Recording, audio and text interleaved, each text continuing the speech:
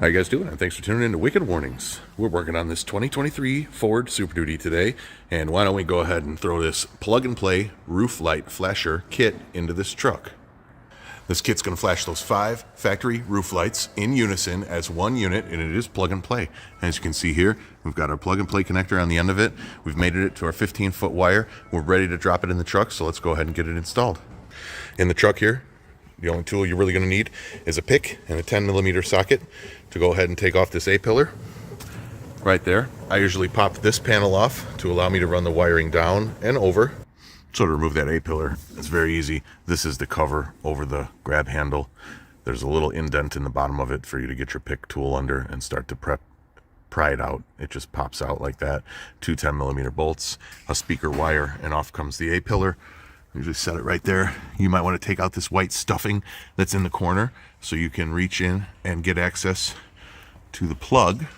Now, typically I find this wire here, if you follow it down, you will see down in the corner here, there's a plug right there with the blue and the yellow.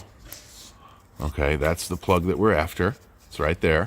So what we're going to do is reach down and unplug that and put our plug and play connector in place right there. Now ready, just like so. Now you can stash that module right there, or if you'd like, you can stash it behind this panel right here. This is your choice. Your 18.5, you're going to run down and either take advantage of the pass-through wires that Ford provided right there at the firewall and go over to your auxiliary switches.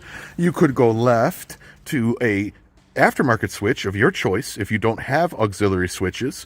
You could also go left and pass through that grommet and come back across the firewall to the factory auxiliary switches if you prefer. That switching is all up to you. We provide you with the wire here. The other thing you will note is on the end of that 5 wire, you have red and black. That's your power and ground for flashing. You have a synchronization option, which is optional. You don't need to use it. You have the blue negative pattern touch. That means when you touch the blue wire to negative, it will change the pattern. And you have another wire, a white wire for flood, that is unused in this application. It's just it's to steady on the lights, but for this roof light install, you will be disregarding and ignoring it. So let me get this shagged out and connected so I could show you a demonstration. Alrighty, so there's your demonstration, and that's our default pattern on there. Just a nice simple flash. So of course there's 29 different patterns. You can certainly select one that you choose. As you can see, I've turned on the parking lights, and you can tell that the flashing will override your parking lights if they're on at night, so there's no worries about that. Your flashing will always work, and when you turn off the flashing, most often done by turning off the switch, your parking function returns to normal. You don't lose or permanently modify any of the parking function when you're using these plug-and-play kits, and they're easily reversible.